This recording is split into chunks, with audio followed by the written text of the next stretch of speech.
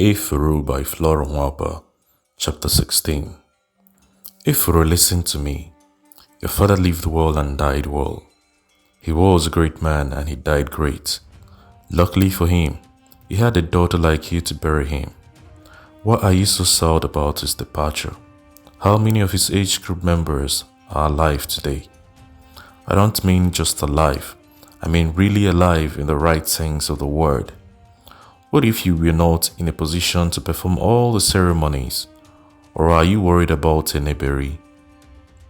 Efuru hissed when Ajanapu mentioned Gilbert.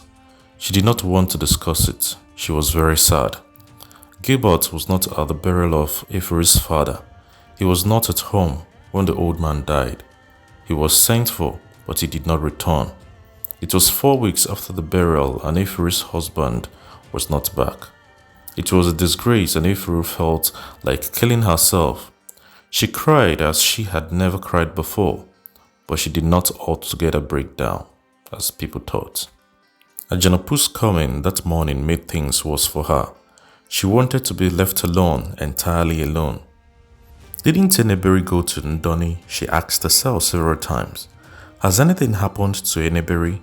Had he drowned in the great river? Had he deserted her? No, that could not be possible.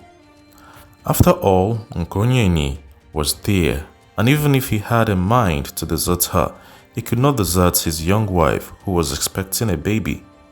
Hasn't he come yet? Ajanapu asked in a whisper. Efuru shook her head and hissed. Children of these days, did he not go to the great river? But Efuru, don't take it to heart. He will come back, he will. Some people are coming to see you. Efuru, my daughter Efuru, this is very bad. It is really very bad. I only returned from the great river this morning. Don't you see my clothes? I have not even changed. I said I must come straight and sympathize with you. Oh, a sad thing has happened. How many are we that death should kill such a great man? Nwashike Ogene, the great man. Nwashike Ogene, the great man of our time. So death can reach you, even you. Efuru, my daughter, I am sorry, I am very sorry. The woman sat down on a mat and looked round. Oh, is that you, Ajanapu? It is me, Ojuzo. How are you? Welcome from the great river. Your children, are they well? They are very well, and yours? We are dear, it is hunger, she replied. Did I know that Nwashike Ogene was ill? Death is bad, death is wicked, death is heartless. Nwashike Ogene the truthful, the tall handsome man, it is a great pity. Kola was brought, and as they were having the kola, other sympathizers came and joined them.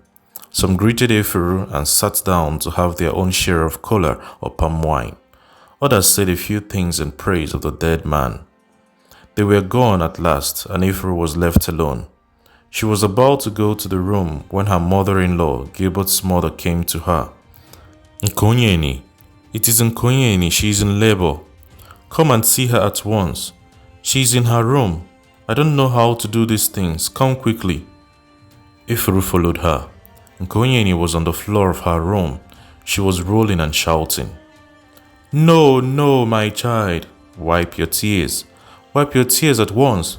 If you shout this time, you are going to shout in all your subsequent labors. So wipe your tears and lie down on the floor. Ajanapu will soon be here. Nkonyeni did not hear. She shouted at the top of her voice. I am being burnt inside. It is here, right here. No, it is there. There. Ewo, I am dead. I cannot survive this. I cannot. Mother, I cannot. You can. Say you can, or else the gods will hear you, Efuru warned. I have heard, mother. I have heard. But it is very painful. It is very painful. Oh, mother, I am going to die. You think I am going to live? You are not going to die, my child. You will live. You are not going to die. Here is Ajanapu. Lie down properly on the floor, I say, Ajanapu commanded. Ewo, that's the head of the child. That's the head. When I say press, you press very hard. If you don't press hard enough, You have yourself to blame.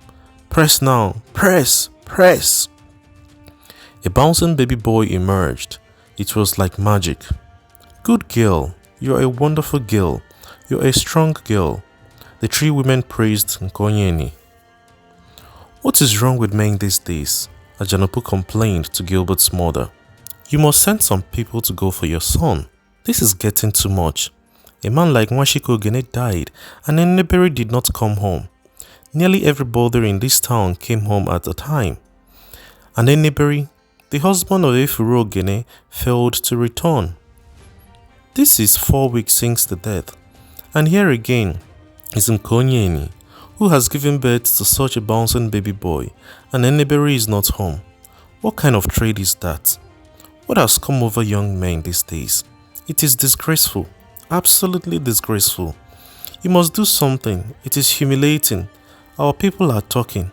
Imagine Omirima saying the other day that Efuru should go and consult the Dibia, who would tell her why her husband has run away from her. At Janupu, we have sent people.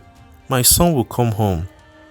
There must be something delaying him. Perhaps it is illness. Perhaps something dreadful has happened to him. But if he is alive, and I know he is alive, he will come back to us. Gilbert came home 2 months after the delivery of Nkonyeni's son. He did not look well. Efuru and Nkonyeni were shocked to see how unwell he looked. In the night, Efuru went to her husband's room. Eneberi, what is the matter? You don't look yourself. What happened to you when you went to the great river? What could have happened to prevent you from coming to bury my father? I was humiliated. I did not think that you could do this to me. Many people who were in the great river when my father died returned. My husband, whom I have married since 5 years, did not return to bury my father. Gilbert bowed his head and said nothing. It was better to keep quiet than to lie, he thought. Efuru was genuinely afraid of the silence of her husband, for he was a warm-hearted, lively and jovial man. She could not understand this silence. What she believed was that he was hiding something from her. What that thing was, she did not know. Go to Efuru's house and ask her to come immediately. Immediately. Here is your navel. If you don't come back quickly, your navel will disappear. Run! Ajanopu's son ran like a devil. Luckily for him, he saw Efuru bathing the baby. Gilbert was not in. Nkonyeni was near, handing things to Efuru. Remind me to buy more powder tomorrow. This is nearly finished. Now bring his clothes. My boy, how well you look. My boy, you look so well. You eat so much, that's why you look well. Ah, Difu, when did you come in? My mother said you should come now. And before Efuru could ask why, the boy had dashed out of the house. He did not want his navel to disappear. Take him, Nkonyeni. Give him breast. Remember, give him the 2, not just 1.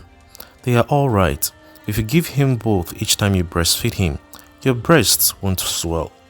Ogia, is Ogia at home at all? This child, I wonder where she goes these days. One never sees her at home when one looks for her. Ogia, she called. There was no answer. Please tell her to clear everything on the bed, fold the wrappers neatly, and put them away in the box. Please, Nkonyeni, give me that piece of color in the saucer in the bedroom.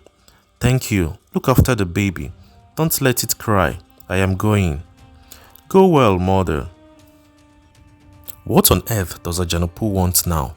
Did she hear anything that she wants to tell me? Is it about my husband? Is it about Adizwa? What can it be? By the time she asked this question, she had reached Ajanopu's house. Good woman, you are here already. My son said you were bathing Nkonyeni's son, and I thought you wouldn't be able to come now.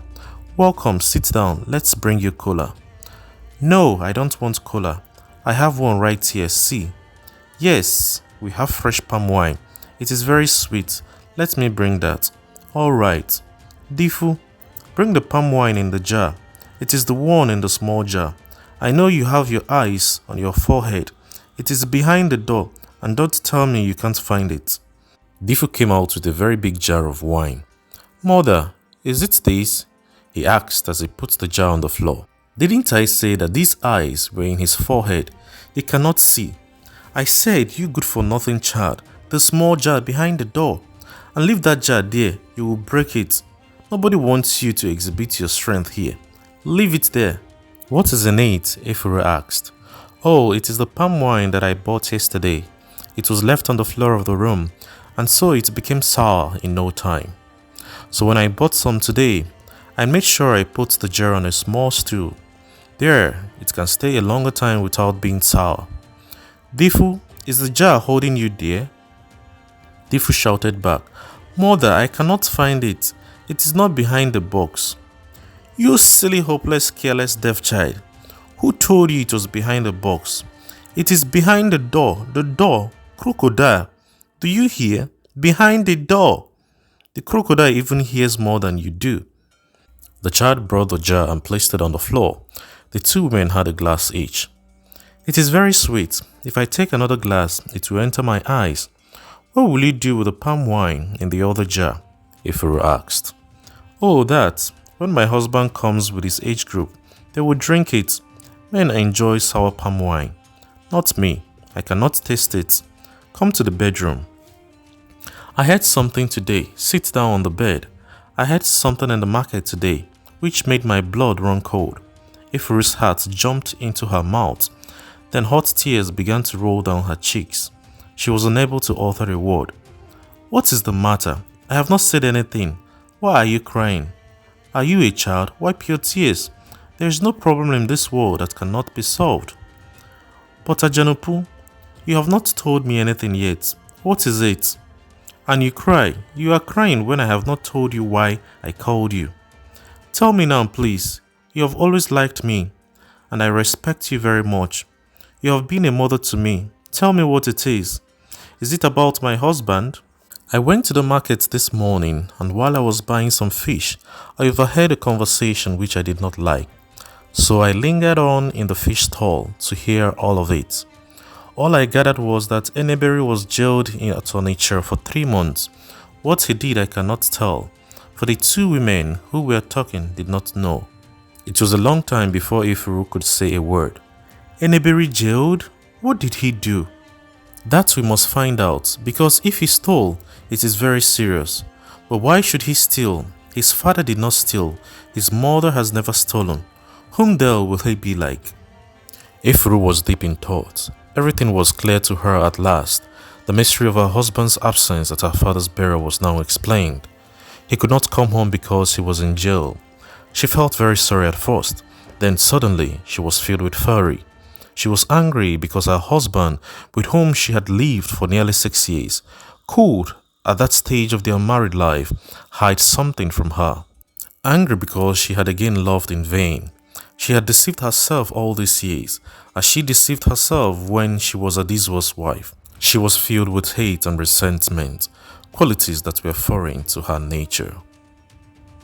Her husband looked haggard and ill when he returned, and the way he kept quiet each time she interrogated him about his absence at her father's burial were enough to make her believe the story. Then she thought of the wonderful time Gilbert had given her, his loving care and good humor, and she became softer. But this did not last long. Another thought intruded. For years, Gilbert hid from her the fact that he had a baby boy by another woman. She was overwhelmed and she gave way to uncontrollable tears. The older woman left her to weep. Weeping would do her a lot of good. After weeping, they would plan what to do. Ajanopu brought water and a towel. Efuru washed her face and cleaned it. She looked 10 years older than she really was. What are you going to do? Ajanopu asked as she saw the faraway look on Efuru's face. I will find out the truth this evening. This very evening, and if Eneberi is not ready to tell me the truth, I shall leave him. He must tell me the truth or I go. Gilbert had already gone to bed by the time Efuru returned. She knocked at the door, and when it was open, she went in and sat on the bed. I was so tired after the day's work that I came straight to bed, Gilbert said. Efuru swallowed. She wanted as much as possible to avoid open quarrel. You forget, Eneberi, that today is Ori day, and the lady of the lake forbids that I should sleep with any man. It is true, my wife, I forgot, forgive me, Gilbert said meekly. I have come to discuss something very important. I heard something very strange today, and all I want you to do is to tell me the truth, nothing but the truth. Were you jailed at Onitsha for 3 months? If so, what was the nature of your crime? There was silence, an unusual silence between two people who have lived together for nearly 6 years. Tell me, Eneberi, were you jailed at Onitsha? Efuru asked again. This time she was afraid. There was fear in her voice. She had thought that her husband would flare up and demand the source of the news and then swear that it was untrue. I went to jail, but I did not steal. I was foolish, that's all, and I paid for my foolishness. Efuru breathed in and breathed out again. She was greatly relieved. She still had implicit trust in her husband after all. You did not steal, thanks to our ancestors and the woman of the lake. What happened then, and why did you not tell me when you came back? I was afraid that you would be upset. It was fear only fear, my wife. Fear that you would desert me. Now that I have known the truth, I am not worried again. We did not steal, that's enough. Few women will be satisfied with this, but Efuru, good-natured as she was, did not even find out what the foolish act was. Since her husband did not steal, she was at peace. Nkonyeni, what am I hearing? Did they say that your husband went to jail? What did he do? What did he do? What can Eneberi do to anybody? Eneberi, who is very jovial and loving. This is very sad. It seemed as if cold water was poured on Nkonyeni's body during the harmattan. Her heart missed a beat. She stared at the woman who said these incomprehensible words. What are you saying? Another woman said. You will die for saying things you do not know. It is not Eneberi. Don't mind her, my daughter. She means Adiberi, who was jailed some 5 months ago for stealing a fowl. Don't you know the difference between Adiberi and Eneberi? Take no notice of her, my dear daughter. It was the turn of the gossip to be surprised. She looked at Nkonyeni, who was still lost, and then at her companion. My daughter, she began, please forgive me. I did not know. We old people do not know our right from our left. Please forgive me. Whoa, what is this? This is not the way to sympathize, the gossip's companion said. You have caused a lot of trouble now. She is not a child. She is going to ask questions. Whoa, poor girl, she did not know. Wicked of them to hide it from her. It is really wicked. They should have told her. Does it mean that Efuru does not know about it? She may know or may not know, her companion said. You should not have sympathized with her like that. You were merely giving her information. Nkonyeni was not a child. She demanded an explanation from Gilbert, who flatly denied it all. Go and ask your mother, Efuru, Gilbert told his wife, and don't annoy me any further. Nkonyeni was not satisfied when Efuru told her that the story was not true. She threatened to leave, but Efuru tried to calm her down. Nkonyeni, Efuru said one evening after a quarrel between Nkonyeni and Gilbert. Nkonyeni, listen to me. You are a child, a mere child. You do not understand. If our husband went to jail, will you leave him? If he committed murder today, will you desert him? Tell me frankly, will you? I have told you that the story is not true. Our Eneberi did not go to jail. Jail for what? Is our husband a thief? Was he a thief before you married him? If you knew he was a thief, why did you marry him? When we older people talk to you young people, try to weigh our words before you rebel. I know how you feel, but I have told you that is not true. If you like, you can go to Onitsha and verify. Only before you go, leave my son behind, for you won't take him there. Nkonyeni was not convinced. She made a lot of trouble and alluded to the scandal at the slightest provocation until Gilbert and Efuru were thoroughly disgusted with her. Who is sweeping at this time of the night? A Janupu's voice was heard. It was Oge who was sweeping. She seemed to be nearly always doing wrong things when Ajanopu or Omirima came to see Efuru or Amede. Ogie, I know it must be you. Why are you sweeping at this time? Don't you know you are sweeping out the wealth in this house? You don't seem to know anything about our customs, and yet you did not go to school. Only school children are ignorant of our customs and traditions. Ogie, of course, stopped sweeping and stared at Ajanopu. Have you finished sweeping? Ajanopu asked. Ogie nodded in assent. I have told you that we don't nod at night. Well, if you have finished, don't throw away the rubbish. Leave it outside the door. In this way, the wealth in the house will remain. Ogie obeyed. Sit down, Efuru will soon come, Ogie said. She went to the back of the house. Ajanopu went to Nkonye's room to see the baby. Ewo, have you grown so big? Bring him, Ajanopu said. Nkonye gave the baby to Ajanopu. That's a good boy, he does not cry.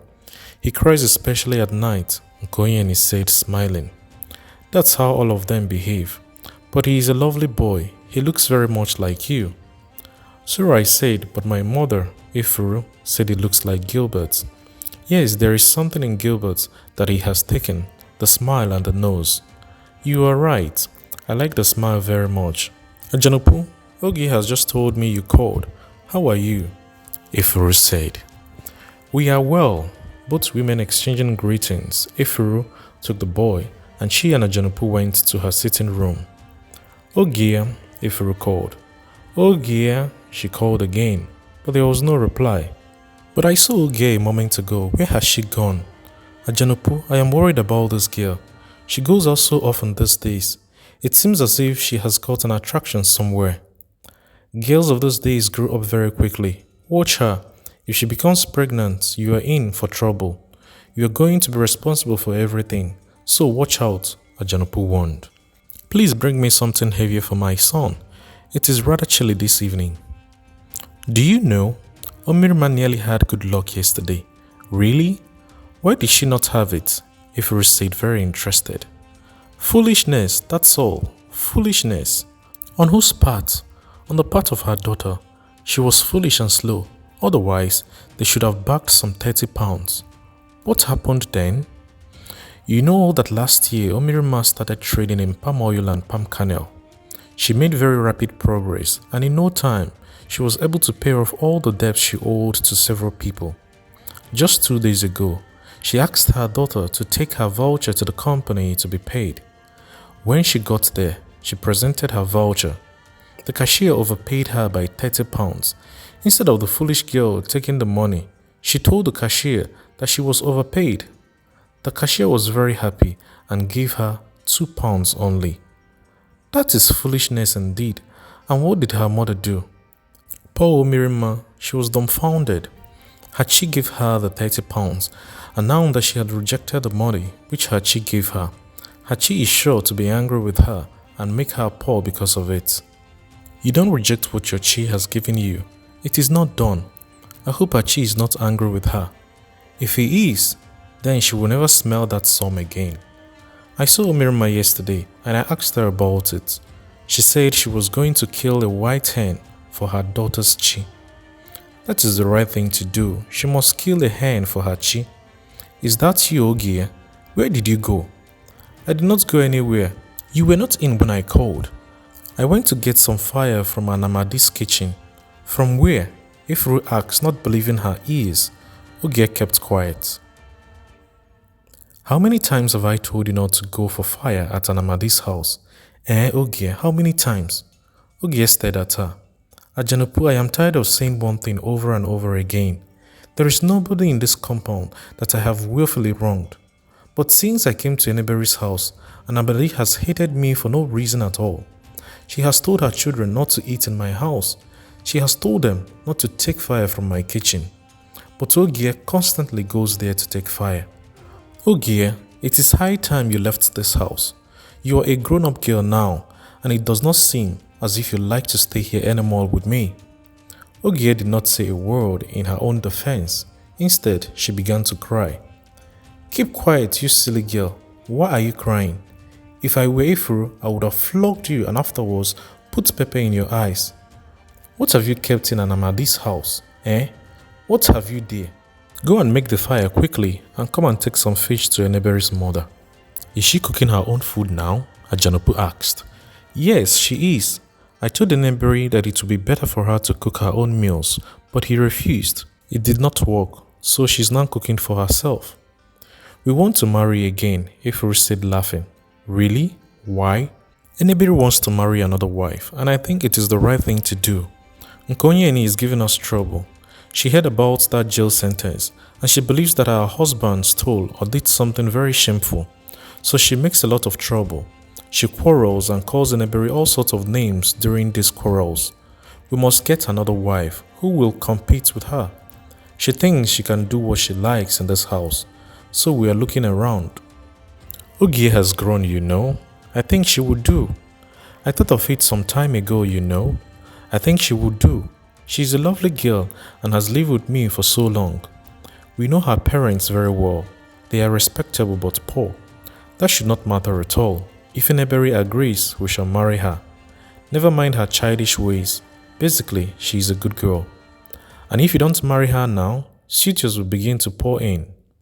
Exactly. I shall discuss it with Eneberi this night. We shall send for Nwosu and Nwapa at once. Nwosu did very well when I lost my father. Immediately he heard the cannons, he came straight home. He helped me with serving the numerous guests. Nwosu is a good man. His fault is poverty. He and his wife Nwapa will be very pleased if they hear that you want to marry Ogie to Eneberi. Gilbert was perfectly happy when Efuru told him about Ogie. Ogie was happy with the whole arrangement and even said so to Efuru. Before the final arrangements were made for the marriage between Ogie and Gilbert, a sad thing happened. Efuru suddenly took ill. For 3 days, she was unable to get up from her bed. The illness was so sudden that everybody was afraid. Many DBS were contacted and all of them gave different diagnoses. Some said she was going to have a baby. Others said the gods were angry with her for what they could not tell. When Gilbert's mother was tired of the contradictory DBS, she went to a village a few miles away from the town. The DBA was a renowned one. His father and his father's father were all DBS. They cured the sick and gave people charms for health and wealth. This DBS specialized on women and their problems. Gilbert's mother reached the DBS house. She gave her name and address. In a few minutes, a messenger came to her. The great DBS says that Efuru, the daughter of the great Nwashike Ogene, will not die. She has offended the woman of the lake by neglecting her. So she must appease the woman of the lake with a white hen that is laying eggs. The eggs of the hen must be thrown into a pot containing palm oil.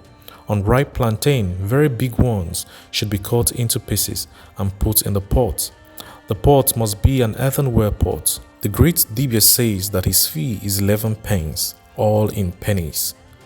Gilbert's mother paid the fees and the man disappeared. The sacrifice was performed, but Efuru was not better. Rather, she grew worse. Her condition was a puzzle to everyone. Then one day, Omirima came. Amede, your daughter-in-law will die. She is guilty of adultery. Let her confess and the sickness will leave her. She has wronged the goddess of the land and she is being punished accordingly. She must confess, otherwise her ancestors will kill her. I am warning you, it is better for her to confess than to die. She was gone before Amede recovered from her shock. Ogie was at home when Omirima came. She was filled with hate when she heard what she said. My mother cannot be guilty of adultery, she said to Gilbert's mother. I don't believe a word of it. Efuru was not in a position to understand the plight that she was in.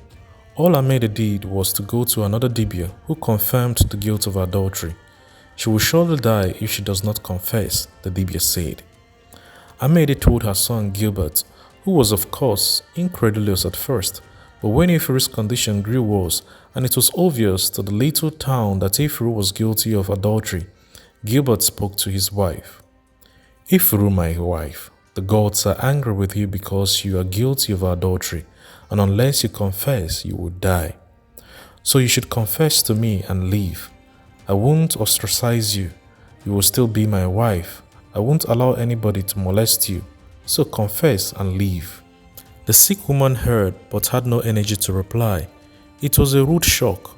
She did not say a word. She called Oge, who was always near her. "Go and ask Ajanapu to come now," she said slowly. She motioned to Gilbert to sit down. In no time, Ajanapu was in the room. She had been very worried about Efuru's condition. "What is the matter, Efuru? Is it well? What has happened? Is it very serious now?" Efuru was only able to point to Gilbert, who was sitting at a corner. "Eneberi, what is it? Did you send for me?" "Ajanapu, this is what I am hearing. I don't know whether you have heard. My wife is guilty of adultery. The gods are angry with her and will kill her if she does not confess. So, Eneberi, nothing will be good for you henceforth. Eneberi, Ajanapu, the daughter of Uberife Nkemjika of Umosume village, says that from henceforth nothing good will come your way.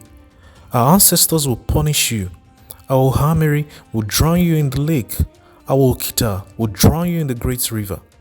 From henceforth, evil will continue to visit you. What did you say? My God, what did you say? That Efuru, the daughter of Nwashike Ogene, the good, is an adulterous woman. Ewo, I am afraid, my people. I am afraid. Eneberi, who are you? Who is your father? Who is your mother? What have you got to be proud of? You went to school, eh?